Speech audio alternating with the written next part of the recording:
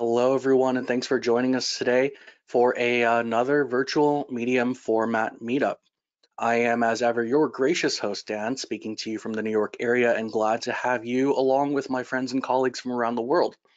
If this is your first medium format meetup, for frame of reference, it's our kind of community-oriented gatherings now online as we're spending even more time from home. And today, our artist talk features someone I consider both a brain trust and a friend, Cole Rise. Now, even if you're not familiar with his name immediately, evidence of his impact on photography is as close by as your smartphone, and something we'll discuss in a second. So, with that being said, welcome along, my friend Cole. Hey Good to guys, see hey you. Dan, Good to see you. Thanks for for having me. joining us today. Welcome to my very warm workshop in Asheville, North Carolina. It is anything but summer in North Carolina. Well, glad to have you along here, and glad to have you in kind of the natural environment that I see you the most in that workshop. So let's start at the top. How did you get your start in photography, and where does the story begin? Oh man, well, growing up, it was like a diary. My cardboard spaceship was the family camera, so I'd play with that and look at the viewfinder because it would change what things looked like. And then I realized you can keep it. You can hit a button, and what you saw stayed. So that was really fascinating for me. And yeah, I'd always been playing with cameras. Getting into computers early on, learned photography like the real way in a dark room in high school. So got to experience the smells of developer and fixer, and yeah, it was just a passion, something that I've always done, and then it became kind of a job when people started paying me to do it. Um, yeah, since then it's just been a lot of experimentation and seeing where that interest goes, trying to keep it more of a passion than like a job. And yeah, it's been very fun, adventurous journey since those early days.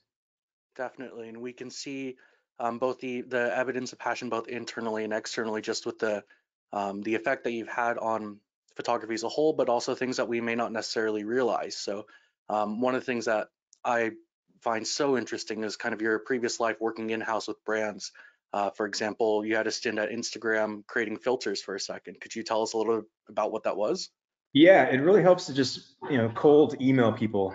They were just a small startup, a couple of guys just in San Francisco, and I was also running a startup. So I emailed them to get drinks, and they're like, "Sure." Saw the really cool old icon that they had, and we got very toasty and became good friends. And they just happened to be the founders of Instagram. So from that early relationship, we collaborated. Their app was amazing. I would think I was user like 75 or something. Not a lot of people were on it, but it still felt like a thing that was going to work. Yeah, so we just worked on a couple of filters. Kevin made the first bunch, and they were amazing. And uh, it was something that was, I thought, better than what Hipstamatic was doing because I didn't have to post it to Twitter, right? It could just go into that one place. So what a better way than having to edit things for that platform and then just have like a button that I could hit, which was the filter system that they had. So we worked on a few filters, one of which uses a texture of a blackboard that's over here.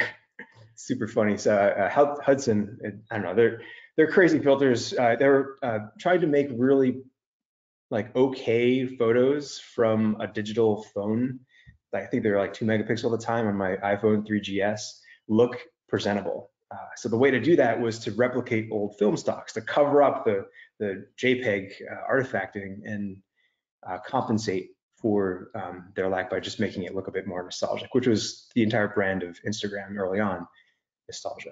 Uh, yeah, so that was a fun exercise. Working with some really smart people that ended up making something pretty cool. Uh, Yeah, love to see it. I mean, it's interesting. On the left of the screen here, you'll actually see Rise as a filter, which is, I mean, solid namesake to have it kind of be that. that Um, was originally called Spectra, but they couldn't use it because it's trademarked. And when they came out with Instagram too, that was their surprise. They didn't tell me they were going to do that. Yeah, so it's, I guess, kind of an inside thing that they decided to do. Definitely. And I think you mentioned this kind of previously, but that first generation of, let's say, quality, not necessarily high quality phone, phone photography, and then you've been present for a massive change, probably one of the biggest switches in terms of the technology of photography. So from your perspective, how has that changed how people are capturing images? Well, it was a quick one step. In the same way that I didn't want to spend an hour in Photoshop before posting to Instagram, that editing process was my editing process for like what I considered fine art photography at the time. Then now everyone can edit their photos like I could, which was a bit of a like a weird thing to have happened. It's very strange, but I think that affordance of being able to say, "Oh, I can make a pretty picture," democratized photography. Now everyone felt empowered to get out in the world and share their perspective. And that was pretty cool, and mostly because of Instagram, not necessarily the filters themselves. Just I think the filters kind of grease the wheels for people to get out shooting a bit more. Love to hear it. Love to hear it. Well, this next image is a segue kind of naturally onto our next topic. But before we get started on that, I do want to mention if you've got questions for Cole along the way, feel free to populate and enter those into the question box. Even if you have back-end questions, you're having trouble connecting or hearing us, we have staff working in the background that can help you out with that. But onto this image, a pretty natural segue. This is this Falcon Heavy? I'm having trouble saying, but That is ETF-1. It was the first launch of the Orion capsule. We got connected with NASA Social and got to this little special press pit, which is basically where everyone else was. We just had a little fence or something, so no big deal. But we got to shoot that launch over a series of days. They gave us a tour and taught us about, the first time in a while since the space shuttle that a manned or a crewed capsule was to launch back up into space. So that was, if you've never seen a rocket launch, I highly recommend it. I think everyone around me was weeping, including myself. It was just like a really guttural experience to watch a building leave the Earth. That is definitely. I not a mean, small it's rocket. rare only unless you're a resident of the Cape Canaveral, Merritt Island area. So it's definitely a Exactly. literally ground-shaking experience. So Yeah. that's really neat. I guess what led you to here, somewhere between creating filters and then getting very interested in space? Space was always really fascinating. Growing up, my grandfather, I never met the guy, died before I was born, but my dad was like, "Oh yeah, your grandpa shot with the moon camera. What the heck does that mean?" And I think that just spurred with like the love of the family camera and space. It was just this slow progression over time, getting interested in like the perspective that space affords us. Like looking at stars is looking back in time. That was fascinating, and a lot of what inspired some earlier explorations in my journey as a photographer. Now, I'm not a fantastic photographer, I'm just a photographer, and I've kind of stopped taking photos in the last 5 years pursuing this project. But that's all leading back to, I think, another uh, rebirth of exploring what I could do with a camera. It just being one that might have also been on the moon. Oh man, it's a Awesome. funny sentence. Yeah. So natural progression and kind of where our conversation started is with space camera. And before we dive into all the technical bits about cameras, which I know we're all here for, at a glance, what's your elevator pitch or 30-second shtick about what space camera is? It's really, I think, a way to one. It served us as a species. It captured one of our most incredible things that we've left our planet. Being able to see that, and I mean, that changed culture. The idea that we can go somewhere else, I think, it makes starting, I don't know, an online book company a bit more easy, which is where I think Amazon came from. So I think there's a direct correlation from Apollo to Amazon and Jeff Bezos going, "Oh, I could do this, right? If we can go to the moon, right? That's an old saying." So that perspective, I think, is pretty crucial. And actually, there's a book that I recommend if anyone really wants to get into like the nitty gritty of space cameras. It's this one. It's called Through the Astronaut Eyes. It's by a friend of mine at the Smithsonian. Her name is Jennifer Levasseur. She wrote this book. It's basically like the de facto space camera book. And of course, on the cover is the moon camera from, I think, Apollo 14. So basically, you want to reduce weight for cameras, right? You're looking at a Mercury camera right now.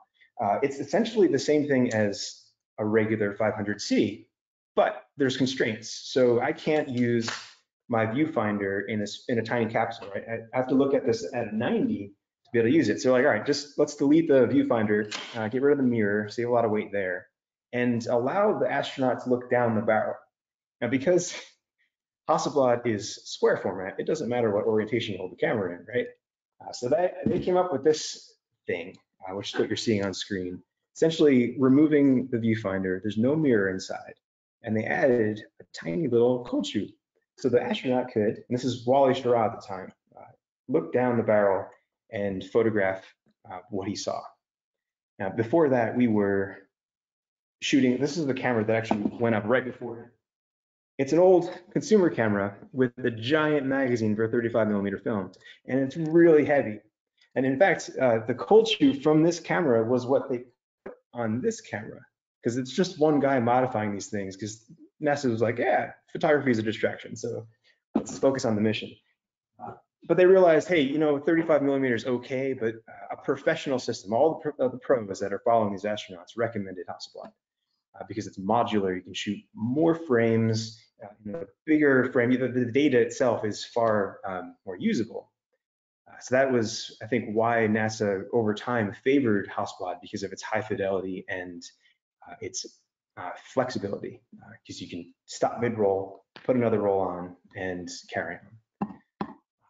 Love to hear it. So another view of that early Mercury era. And so for folks who are joining without as much history on Hasselblad and our exploration in space, firstly, we do have a previous webinar on this hosted by my colleague Chris Coos. It's on the Hasselblad YouTube channel where you can check it out, where we go from really this first formative stage to the early 2000s and the shuttle era, actually what I grew up around. So really this first step was that kind of initial discovery of we need a higher quality level of photography for space photography and space exploration. And as Cole moves over, it literally goes right to left. So really exciting and really amazing to see kind of the technological developments there. So on this image here, we see kind of the stages of your own reverse engineering and recrafting of things. So the first time around, when you were first pursuing that Mercury and Gemini era reconstruction, what was going through your mind? Were you scared? What were you thinking about? Oh, I wanted to make a moon camera. Then I realized I had no idea what I was doing, and I owned a file and none of this. This whole workshop didn't exist. It was just an IKEA table, a file, and a vise. And I started like filing a piece of aluminum to try and make it look like the top lever here, because that's a unique feature to the moon camera. And I failed hard. I can't find that piece of aluminum, but I've been searching for it. So I realized I'd have to get to know the system pretty well, and I realized I knew nothing about making anything. So it's been a journey. 2015 is when that started, of slowly getting into junkers on eBay, taking them apart and learning how they work. And once you understand how something like this works, you understand how to modify it successfully, and you get to, I think, measure what they were doing and understand a bit more why they made certain changes forward. And then from there, you can see the evolution of what was on Mercury 8, then what flew later to the moon on Apollo 8, which is actually a real lunar camera. I was really lucky to find one that traded like gangbusters for this thing, and it was a good model for making a replica. This thing is, I think, part of it was made in 1967, and this is 1968, which is about the time when they're producing all of them for the moon. And you get to understand like why the motor was actually friendly for astronauts, because doing this in space is a bit cumbersome with the space glove. So just having a button that you can hit and it winds for you was something that everyone loved and is really straightforward. Definitely. I mean, in the history of Hasselblad and how it runs almost in parallel to the progression and the evolution of space exploration, the integration of the EL bodies or the motorized cameras happened very naturally. Historically from the Hasselblad side, it's something that had been worked on, but it was kind of the major motivation and that kind of catalyst for making this possible, especially even there with the 70mm magazine. Space kind of reinforced, and the progression to the Apollo era really motivated that to happen even faster, which is a pretty natural segue into where you're currently working and developing, which is with the HEDC and the HEDC and HTC cameras that are based on the original 500 ELs. Right. Those that was I think the biggest challenge, because there's a few things about that camera that are a little hard for a guy with no experience making things to manufacture in a garage in North Carolina. So first, it's the Rousseau plate. Looking at this guy, the reason why these cameras are so special is because they were able to measure what they saw. So here you see that little piece of glass. There's tiny little crosshairs on that. And if you know the size of your lens and the size of the film plane with those crosshairs, and you take 2 shots, now you've got a stereo image, which is the whole purpose of like measuring lunar geography. There are no telephone poles up on the moon for reference. So that was really important. We actually thought early on, if you look at the early press releases from NASA saying, hey, we need a moon camera, they thought they'd go up with something like this, like an actual stereo camera, which is readily available off the shelf. But this is 35, it doesn't shoot bulk, and it's not really easy to reload with space gloves. So again, the system of Hasselblad was really perfect for that. The fact that we also have this measuring system in the back of this camera was brand new at the time. They did it in large format, but the fact that they shrank it to medium format was like revolutionary, developed specifically for this, this system and the purpose of Apollo 11. Definitely. And that's the same kind of tech that we use basically every time we unlock our phones. We're mapping like the geography on our faces, right? Yeah. I mean, it's immensely interesting. We always get the question of what are these crosshairs on the actual image, and basically the relation between knowing the distance between each point on the glass, the etched glass, and then mapping it to the actual negative, and then the actual image itself helps us, or I guess at the time would help the engineers and the scientists tell distance or measure a distance without going up with a lunar tape measure or whatever of sorts, which is. And you can see the work being done when you look through the actual raw images. There's usually multiples of what looks like the same image. The astronaut just stepped to the side, and now you've got a 3D view of that object. And they created these red-blue 3D images, so you literally put on 3D glasses and be able to see the object as if you're standing there on the moon, the way they saw it, which is pretty revolutionary for 1967, 68 when they developed the system. Yeah. With no CAD. This is all just like hand drawings. It's pretty incredible. The image that you're seeing here is actually not accurate, like at all. It's that's a replica for a Nat Geo documentary that came out, and that was actually great because I got to 3D print a lot of the models I had been making. Because I had to learn, of course, how to 3D model for this project for something to look pretty accurate, but it had to be lightweight. For fake Neil Armstrong to walk around on the fake moon and look like lunar gravity. So this is actually a super lightweight prop. It's made to look the part, but the lens is actually a bit different. If you actually compare the 2 lenses, this is hard to do. One is a bit longer than the other, and that's because this lens was specially made for the Rousseau plate. It has extra long barrel to get really high accuracy, making sure that those lines are really crisp and everything else is in focus. Yeah, that the 60 millimeter Zeiss that Cole's talking about there, that has the protruding rear element, actually, it's such a cool lens just in terms of its design and how it interacts with the camera. Not to plug it too hard, but we do have a lens design webinar where our lead optical designer, Per Nordlund, actually talks about how this lens is created and how the need for a wider angle electronic lens motivated exactly what's in front of us today, and that's really cool. Love to see it. You might need to talk to that fellow because you can see this element really needs some help.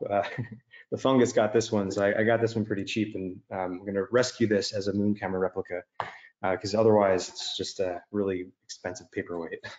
Love to see it. So we have a couple of questions coming in about the book that is Through Astronaut's Eyes by Jennifer Kayla Vassar, Dr. Jennifer Kayla Vassar, and just heard from her. So hopefully we'll be able to talk to her shortly for a really awesome discussion on the impact of astronaut photography, space exploration photography on well, science, exploration, society as a whole. So in the meantime, do check out the book. Awesome read. Highly, highly recommend it. So not to give away all the secrets, but what goes into the research and kind of searching how these cameras initially came together and translating them to a replica? Uh, Google's your friend. Lots and lots of late nights just going down. This is like the deepest rabbit hole. Welcome to the deepest rabbit hole I've ever been down. This is the hardest thing I've ever done. And it's just a lot of tooling that you realize you need. The history is not really well documented. A lot of the images that you find online are inaccurate for a few reasons. Some use different lenses, some use shuttlebacks, which were also silver. And the cameras themselves weren't well documented because we were at the time competing with the Russians. So it's hard to find that information like at arm's length. You can definitely go to Clear Lake in Texas and go through the archives where they have a lot of the storage, or ideally Hasselblad in Sweden, where they've got some fantastic, I'm sure, blueprints of the things themselves. But finding what a real camera looks like was like the first challenge. And for a long time, like this arrow is actually inaccurate because I think it came from a replica lens. The real arrow touched the black. It went all the way over. So this is a facsimile of facsimile, unfortunately. So I realized that later actually, because the real one also made the same mistake. A lot of archival imagery is another way to find what a camera looked like. And then of course, going through the NASA archives of the actual photos from the moon, because you get a glimpse of what they look like there. Like for example, they weren't just handheld, they came with these really awesome handles and triggers. So figuring out how they wore them and how they shot the camera while it's attached to their chest, like no viewfinder, was a challenge in itself. Like how many holes does this thing have? There's like 2 photos of that. I mean, the frame of reference that we always have to keep in mind is that in the first, the genesis of this Mercury and Gemini, people weren't so sure about orbiting the Earth and space exploration. It was still kind of that scary idea. And so for that reason, the first cameras, it's a mix of internal NASA engineers and the process that's still used today is contractors and using external firms that all contribute positively to the effect of it. But as time goes on, little things do get lost. But do appreciate the shout out to my hometown of Clear Lake. Always love it. Well, the actual in why this was important, this camera was actually pretty revolutionary. And there's a really oddly sized dark slide on this. And I'm not done with it yet, but this dark slide is modified. It's got some notches in it. And those notches basically allow the camera to shoot with a dark slide inside, in the magazine itself. The purpose of the Mercury 8 camera was for weather photography, for really seeing cloud heights, and more specifically, what filter would be like best to measure cloud heights, to get through the atmosphere and get the best detail for being able to predict the weather. And also for spy satellites, what filter do you use on a black and white spy satellite? So this is the camera that solved that problem, and we still use that information today. So the weather forecast that you get today is a result of a camera that flew in space in 1962, which is fantastic. I love that. It's crazy. I mean, love to hear that some of the evolution we're wary of, some of the evolution of space and kind of the innovations made through that explanation or exploration are evidenced in our everyday lives, and some of them we'll never hear about. And that's the really powerful and magical thing about the evidence of photography in space. So you mentioned the 3D printed one that was used for a Nat Geo documentary, but where are some of the other places that your cameras have ended up? Well, I had the opportunity to go on a zero-G airplane in 2019 for the 50th anniversary of the moon landing, and didn't know it, but Scott Kelly, a guy who spent a year in space, was on our flight. So it was pretty cool because over Houston, we were able to fly with a real moon camera where they trained to use the moon camera in zero-G and on the moon. Probably since like the last time they did that was happening with a real astronaut who's incredibly nice and one of my heroes. just finished his book, and it was a very strange experience being surprised with the fact that the guy that I just finished the book of is like in the room asking about a moon camera. So that was a really awesome thing. Of course, I got sick on that thing, man. But I shot everything first. We were done, and then it was the worst. Definitely. I mean, the colloquial name of Vomit Comet is there for a reason, and I don't know Well, someone who doesn't go up without it happening. try shooting a camera with also like you're not even you have no relation to the ground, but also you're trying to look through a viewfinder. I wasn't shooting with the moon camera; they wouldn't let me. So I had my other camera, but that was in the cockpit floating. Love it. Absolutely love it. So, in terms of the reverse engineering, especially between the 500C and the EL-based cameras, are there noticeable differences in seeing first between those two generations of cameras? So one of them is the button. That larger button was really friendly. This is actually a replica machined out of the same type of aluminum and anodized, so it can persist because aluminum is a pretty soft metal. So you need to change it in certain ways so they can like live through a Saturn V rocket launch. That button is a unique feature to the camera, and how it's actually tuned for a trigger is pretty fascinating. Was that the question? I might have Oh, skipped it. certainly gets to it. I guess in progressing from the hand-driven, the 500C, the Mercury and Gemini era cameras over into the motorized cameras, what are the noticeable differences besides the obvious of having a motor that you see in between the two generations?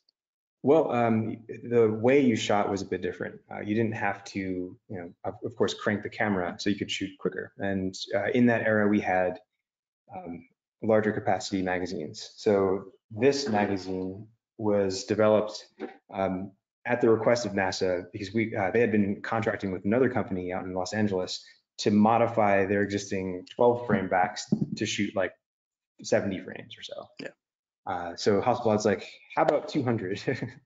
And having a motor to shoot 200 frames is a bit more efficient than cranking it 200 times. Definitely. Yeah.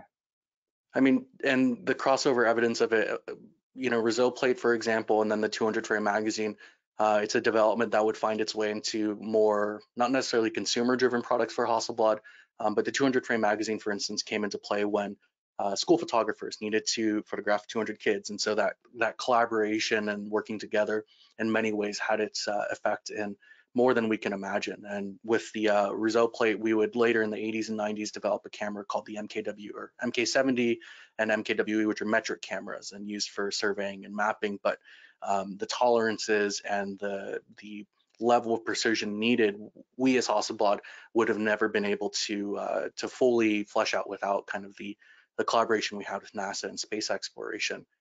So given that these aren't off-the-shelf parts, you're not able to go to anyone, Hasselblad included, and say, I would like in this case, aperture indication ring in anodized black. So tell me a little bit about the handiwork and recreation that you had to do at the component level.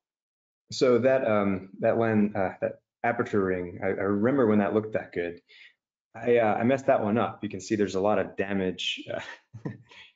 This is something that man, you're getting into like literally having to use pi. Going through high school, it's like, where am I? I'm not going to use this ever. Here I am using pi in my workshop going, oh, they were right. This is one of the most important things because it has to change how much light gets into the camera. And the one that comes with this MK70 lens is essentially a bit of a different mechanism. It requires you to pull down and change aperture, but it locks. Moon camera didn't lock. It's just for space gloves to just change at their whim. So that required going in and modifying a very rare lens to perform like it would have a few years back. So understanding where every notch went, it's really hard to see, but I guess you can't see it in that image, but there are tiny notches inside of this ring that register a ball detent. How to look up what a ball detent was and then learn how to make one, which is another rabbit hole. so that every time you would turn it, it would click and stay at that aperture. And if you're wrong, your exposure is wrong. So that's a really hard challenge. Now, this is the one that I haven't machined yet because I'm still scared to do it, but I'm going to replace the one that's currently on the camera. It's pretty accurate. This all comes from basically buying one of these. Man, I can't tell you how important this tool is. It's allowed me to measure a lot of things very carefully to a high degree of accuracy. And that precision is what allows anyone to recreate a part that could just fit onto a real moon camera. So that was a really awesome lesson that I think I learned through Tested. Adam Savage's Tested, by watching that on YouTube. YouTube is an amazing place to learn anything. And if you're interested in something, I highly recommend just going down the YouTube rabbit hole, because you never know what kind of journey that's going to lead you on. Definitely, definitely. And before we get too far, I do want to shout out Bill Ingalls in the question and answer. Can't talk about NASA photography without mentioning him, and gets to do the most exciting stuff that I ever get to see happen, especially in the last few months. So Bill, do send our best to Mark, Paul, Jordan, and the team there. So glad to have you here. But Adam Savage, I mean, Bill, you're a hero of mine. I saw him briefly at another launch, and I was like, oh, but he was busy. He was doing his thing. I mean, it's us as Hasselblad, we recognize that the photographers documenting today's space exploration use every camera at the disposal, and we're just lucky to be thought about and used today on the ground in some aspects. So, by the way, if you haven't seen it, we had an amazing webinar last month with Chris Gunn, who's working on the James Webb Space Telescope.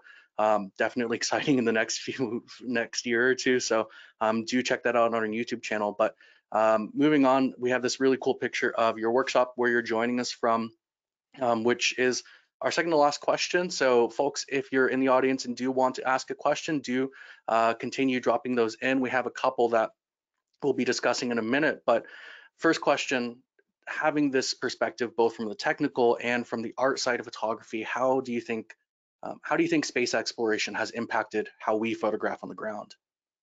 Ooh, that's a great question.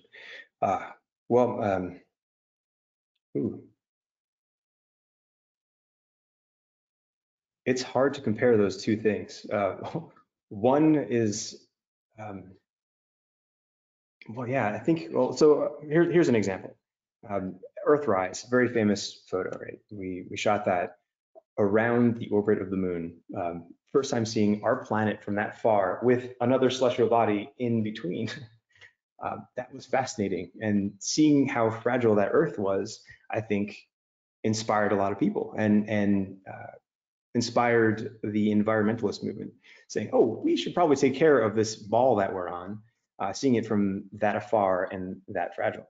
So I would imagine that carried through in photography, is having a way to capture the Earth in a way that's like, hey, let's preserve this. I think that could be part of it. I don't really know how it inspired other folks. It definitely inspired me to think of the Earth as that untouched place. So a lot of my personal work was just going into where nobody was and pretending that it's another planet, and taking photos there, because it's important to preserve that, in a sense, having the environment as it would be, in a very natural way, without a lot of buildings and pollution. So yeah. I mean, the impact of that, referred to as blue marble kind of Earth shot of seeing the curvature of the globe and seeing it as a single, perceivable unit, really set forward this this trend of appreciation as a global element, and thinking about everyone together as one. So really, for us as a brand, as Hasselblad, we're one ingredient in a massive and amazing history of space exploration. And seeing you kind of recreate the many complex steps of it, as organized or disorganized as it can be, is really amazing. So first question so far that we've received: why are we recreating Apollo era cameras? Mainly because we can't get them back off of the moon. So definitely check out the Hasselblad in Space webinar, the history webinar, and you'll find out exactly how many are there and what the prize is if you come back with one in the future, if you're on the moon and manage to find one of them. But So yeah, I have a bit of a surprise about that. let's have it. I don't know if it's known, but I think I actually found a real moon camera, and I think it's in Switzerland. I don't think anybody knows. I've been asking NASA and working with Jennifer. This is the Apollo 14 camera. Ed Mitchell shot this. It needed to come back for some reason. We have it. It's at the Smithsonian, and it's a beautiful relic that actually came from the moon. There is another one though that is in the recent feed of Hasselblad. If you go back down a little bit, I think Gene Cernan shot that camera, and I was able to match a serial number with photos from the moon. So if that's not counted, the answer might be +1.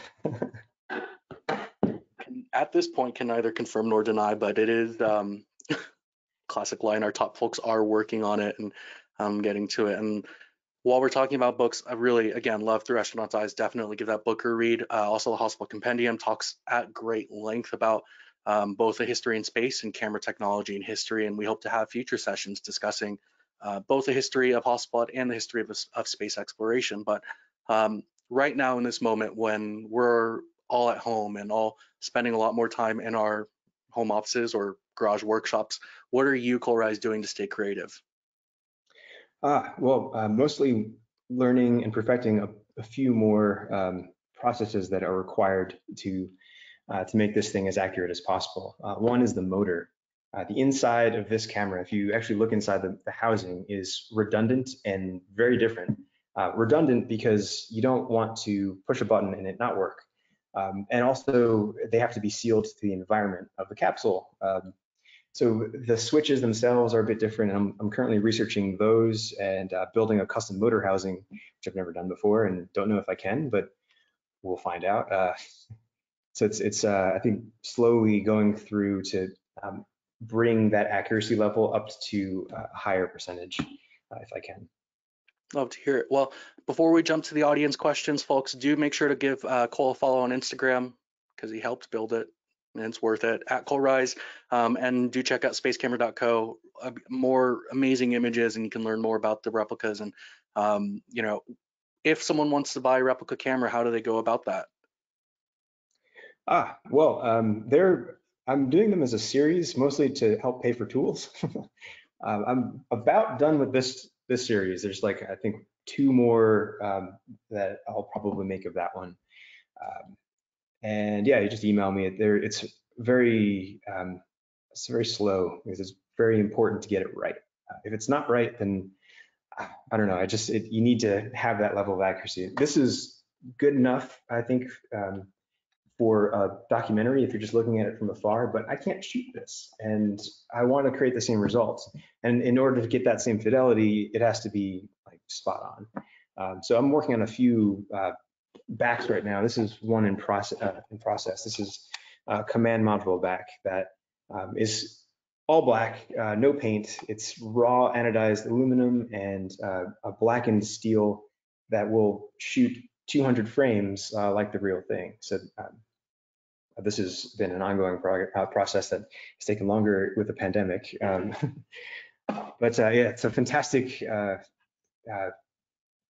well, yeah, it's really like a one-off kind of thing. And it's really, really complicated to get into each thing. So if you want a replica, I highly recommend trying, finding something on eBay that's relatively affordable, ideally broken, and learning how to fix it.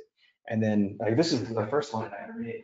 I just took the leather off and stuck a little cold shoe that's completely inaccurate on it. And this makes me really happy every day to have around and shoot with, because it was my like very naive attempt at making something. It still even has the viewfinder. So I kind of modified it a little bit so I can shoot with it, because I was too scared to remove the mirror. I didn't know how to do that. But it's I think a very achievable thing that just probably took like 3 months of like some spare time in a really tiny workshop and very little tools.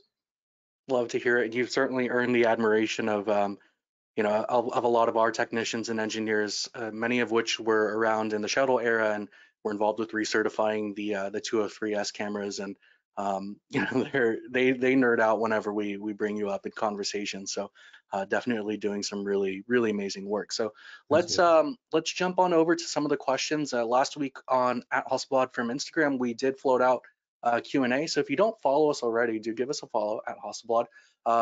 First question that we have: in modifying the cameras, do you notice the weight difference once you're completed with it? Yes, between these two, you save about a half a pound. The fact that this is drilled out to an insane extent, like this is so light compared to the real thing. Well, this is the real thing, just modified very slowly. It shows you how every gram is really important when you're flying up, especially in the Mercury era. So saving this saved a lot of money and a lot of fuel and allowed for more orbits, which is pretty cool. Yeah, so I think the Mercury ones are very, very, very light. These are about the same. I think they weigh upwards of 4 pounds with the lens. It's like 3.1 pounds without the lens. And you can actually look up what the in all the because they needed to know the entire envelope of the object to be able to put it in the spacecraft and how much it weighs to compensate for fuel.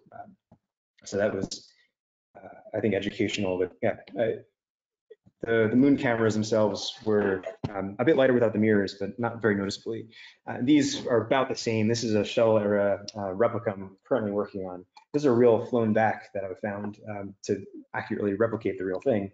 It helps if you have the real thing.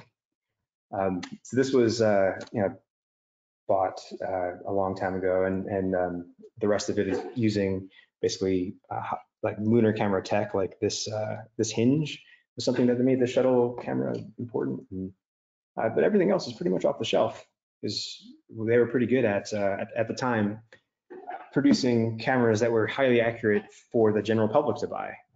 They just had to change some of the lubrication so it could not say sully the air environment in the space shuttle. Yeah, I mean, it's the weight difference is something that so growing up, one of my mentors and kind of heroes, Don Carrico, who's a ground photo trainer, so he would teach astronauts how to take pictures. And we were always questioning weight. You know, they pick up the camera and oh, it's so heavy, but it's not necessarily the matter of the camera in gravity or not. It's getting it up and bringing it back down. And so with the first Apollo Air landings, that they only brought the magazines back, and that's why the cameras are still on the surface. So when it comes down, even today though, even in the modern era of heavy lift rockets, every single milligram counts, and so that carries over with throughout the history of things. So it's really exciting. So next question from our social audience: do the cameras still work? They do for the most part. This one works great. It's hard to focus without a viewfinder, but that's something that if you've got a really great lens, you can just guess, and a lot of practice helps. At Moon Camera, I was able to shoot with, which is really fun, and I plan to, once it's completely done, if you notice there's no like film tether on the back there, because I don't know how that was built, so why make one that's inaccurate when I could just go to a museum and hopefully take one apart or x-ray it. But yeah, this is going to be a new series that I'm working on, ideally shooting with a real moon camera attached to my chest in different landscapes and seeing where that goes. Some long exposure photography would be fun, and I want to shoot the sun with moon camera with the appropriate filters, which is just silly, so might as well, right? Yeah. Our question from Quentin here: why on the Mercury Era camera, that 500C, why was there a notch to bypass that dark slide check? Right. So the genius of the Hasselblad backs is they don't let you take a picture when there's a dark slide in. So they had to take that little notch out to trick it in, because they built a filter into the dark slide. It's really hard to find reference photography for it, but there was basically a bunch of filters cut out and put into this, so that when you expose a single frame, it would give you, a proper array of filters down the line. So that was a fun experience. Reverse engineering what they needed to do and actually understanding how the magazine worked was an aid in knowing where to cut the notch and how big it needed to be. Very cool. And so as you're basically making these on your own, are you doing most of the machining work on your own, or what is the process of making all the parts? This is a lathe. It's a fantastic machine that basically makes cylinders smaller in accurate ways. And this is a mill that does the same thing, but for rectangles and sometimes cylinders. And they're very accurate, like with down to the millimeter, being able to machine things by hand to if you measure, say, this thing, you have to get that down to a pretty high precision. So a lot of that machining is done in-house. It was also had a lot of help of real machinists. I'm not a machinist in any way. I'm a hobbyist who's probably doing a lot of things wrong. So being able to reach out to people who do this for a living, who are way smarter than I am, has been instrumental in, say, creating these rings. I had to create the notches myself, but the outside diameter was by a really lovely local guy that just popped them out in a day to perfect spec because he makes satellite parts for a living. Pretty cool. And yeah, a lot of other things are just really hard for machine setup to make. So like a hinge, if I were to have that outsourced, it costs about $1,000 for a single hinge in the right material and anodized. So being able to do that in-house is something I'm striving to do. And then selling replicas obviously helps that cost because then you can create the hinge that you need accurately without messing up. Yeah. And how much of the work are you doing virtually in 3D, be it like a SketchUp or an Autodesk sort of thing? The goal is to model the entire camera, having a good reference, because my notepads are really not very good. Having to draw measurements is not necessarily I don't know, the way my brain works growing up with computers. So having a 3D model has been instrumental in having a really solid reference that I can then go back and change and have a printout for someone who knows what they're doing to make it in real life. Definitely. And so having basically built the camera from the ground up, what is your perspective of how the cameras are assembled and kind of the ecosystem of mechanics? Like what's your take on it? Well, first, for anyone who believes we didn't go to the moon, just look at one of these cameras. The amount of engineering that went into this is enough to say, yeah, we probably went. It's more likely that we went to the moon than it is to engineer something so precise and insanely complicated for like a video. Like just make or it's not a film, right? Actually, it was video, it's TV broadcast. This thing didn't work and it played well on TV, but it's not very accurate and it's drilled out in a lot of ways. So that I think is the first point. The second is just how many companies it took to make this thing. The glass was made by Corning. Kodak had to create a special film base. On top of it, Polaroid was involved for the polarizer in front. And Hasselblad had to work with all these guys to stick it all together, plus NASA, in a way that would function and not like cause a fire in the spacecraft. Because as the film moves, it creates friction, right? So they had to modify a way to like discharge the static from film moving over glass in that camera. And I just love the collaboration in the early or mid to late 60s via Bakelite telephone saying, hey, make sure that this thing is the right size. Yeah. Fella, it's just mind-blowing to me. But yeah, it's a pretty insane challenge, the fact that we went to the moon, but also the fact that we had cameras so unique to capture that experience. Definitely. I mean, how far can we get with a slide rule is always impressive, always impressive. So as a reminder, folks, in the last few minutes of today's session, do feel free to drop your questions in. If there's a product question you want to know about Hasselblad cameras, feel free to chime in there, and that way we can reach out to you, even if we don't get to it in the session. Looking at the last couple of questions coming in, can you talk a little bit about the magazine lock latch that's on the Apollo cameras? That's one of my favorite parts. This is, yeah, it's fascinating. If you look at a regular Hasselblad, right, the latch is actually on the magazine. That's what allows you to take it off. You have to move this mechanism. And these are static little hooks. On the moon camera, they switched that up to make it a bit easier for giant moon gloves. So there's this one button on the body, and that latch, when you push it down, is basically just takes those two little hooks that you saw that were static and allows them to move in and out. And from there, yeah, they're kind of grabby, if you see. It's hard to see that.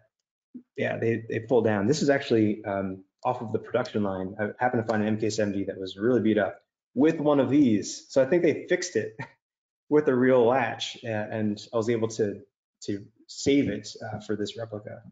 The goal is to remake one, but it's essentially like horology, getting into really fine clockmaking, like or watchmaking. It's really hard to make these really fine mechanisms accurate without catching anything. So um, yeah, it's a fascinating piece of engineering.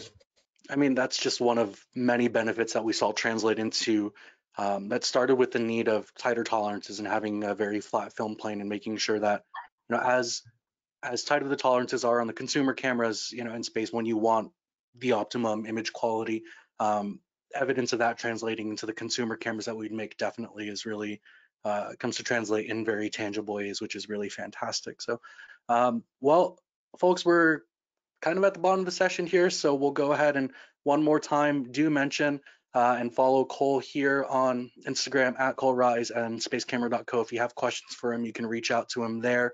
And likewise, if you are curious about other Hasselblad events, do check us out online. We have a pretty exciting week next week of online sessions starting on Monday. We'll be hosting Clive Aerosmith. That's with a W and not an E. That being said, he could probably talk about Aerosmith, but the work that he's done as a celebrity and musician photographer, it's literally a hall of fame. Everyone from Def Leppard to David Bowie to the Dalai Lama. Clive will be talking about his approach and some of the mindset behind such a legendary body of work as a photographer. That'll be on Monday, next Monday, 3 p.m. British Summer Time. That's 10 in New York. Great way to start off the week. And then we have sessions on dance photography, food photography, a number of exciting talks already online. So do check out our events website there too. But that being said, Cole, thank you so much. Can't thank you enough for joining us, taking the time out. Excited to see how you progress with the Apollo cameras, and for everyone tuning in, thanks for joining us and really Right, appreciate thanks your so much for time. having me.